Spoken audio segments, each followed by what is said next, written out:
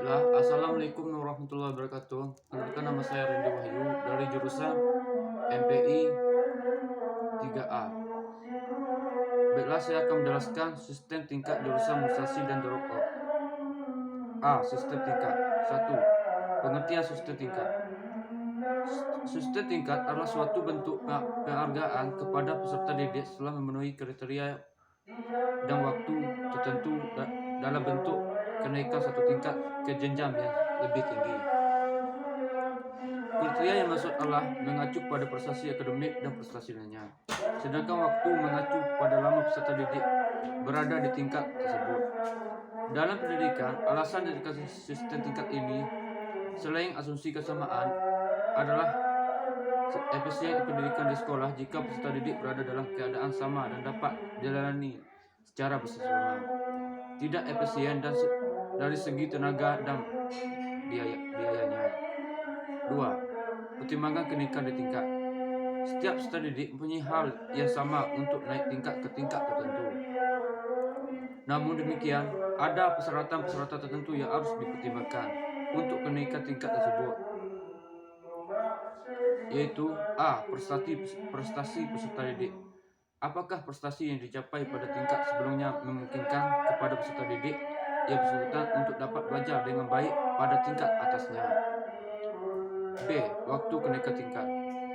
Meskipun mungkin peserta didik mempunyai kemampuan untuk dinaikkan, jika masa kenaikan tingkat belum waktunya, maka peserta didik yang bersangkutan tidak mungkin dapat dinaikkan sendiri.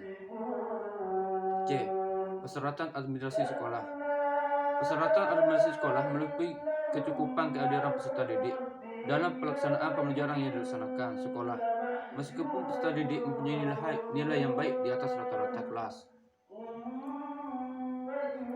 3. Kelebihan dan kekurangan sistem tingkat. Kelebihan sistem tingkat adalah sebagai berikut. A. Dapat dijadikan sebagai alat untuk merekayasa peserta didik. B. Efisien karena sistem tingkat menggunakan sistem pembelajaran klasikal. C. Rasa sosial peserta didik tetap tinggi. D. Pengambil interaksi yang mudah karena peserta didik berada dalam satu tingkat mengambil program pendidikan yang sama. Kelemahan sistem tingkat adalah sebagai berikut. A. Peserta didik yang tidak naik tingkat akan menghadapi persoalan-persoalan akademik dari psikologis. B. Peserta didik yang pandai tidak sabar menunggu peserta didik lain yang kemampuannya lebih rendah, sementara peserta didik yang kemampuannya sangat rendah akan diberi tukar. C. Kurang adanya kompetisi di antara peserta didik, sehingga tidak begitu baik dalam menimbulkan semangat kompetisi antara peserta didik. D. Hanya menguntungkan perkembangan peserta didik yang menengah, karena mereka lah yang menjadi ukuran pelaksanaan proses pembelajaran. 4. Remedial bagi peserta didik yang tidak naik kelas. Remedi secara akademik yang dapat dibantu secara khusus kepada peserta didik yang tidak naik tingkat inilah sebagai berikut. A. Membantu mengenali penyebab-penyebab peserta didik tersebut dan selanjutnya akan mencari solusinya. B. Membantu untuk merencanakan kegiatan, termasuk dalamnya adalah sebuah kegiatan belajar dan tingkah laku. C. Memberikan latihan-latihan yang mendukung untuk pemahaman mata pelajaran yang sulit. 5. Sistem tanpa tingkat. Sistem tanpa tingkat adalah antitesa dalam sistem tingkat. Sistem tanpa tingkat dikembangkan berdasarkan pandangan psikologis bahwa meskipun peserta didik berada dalam kondisi yang sama, tetapi dalam realitanya tidak ada yang persis sama, selalu ada perbedaan di antara peserta didik tersebut. Pada sistem tanpa tingkat, sekelompok peserta didik yang mengikuti program mata pelajaran yang sama dikelompokkan ke dalam satu tempat yang sama dan diajar oleh guru yang sama, meskipun mungkin peserta didik tersebut berasal dari angkatan tahun yang berbeda-beda. Peserta didik yang tidak dapat menyelesaikan program yang telah ditawarkan, maka yang bersangkutan dianggap lulus dari program tersebut. Begitupun sebaliknya.